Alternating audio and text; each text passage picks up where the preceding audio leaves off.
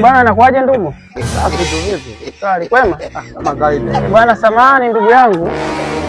Sijui naweza nikakaa hapa na mimi maana kuna mtu nilikuwa nawasiliana naye kwenye simu nataka nimsubiri.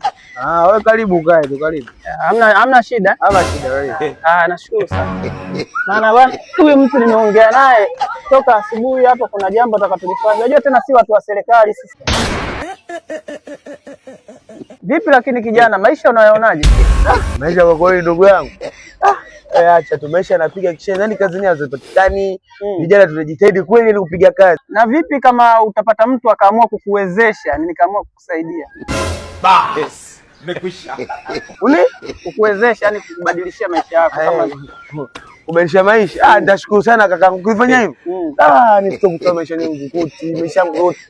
Kwa sababu unajua mimi bwana kiukweli nimewasaidia vijana wengi sana. Yaani vijana wengi sana.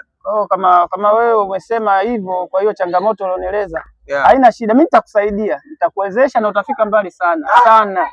Nashukuru sana kaka wangu kufanya hivyo.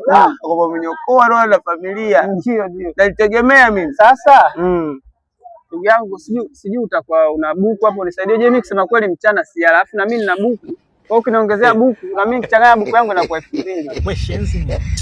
Mtakokea mawe. Yaani Aila swala la kukusaidia liko pale pale. Yaani usivunje moyo. Mzee, jitoka bana.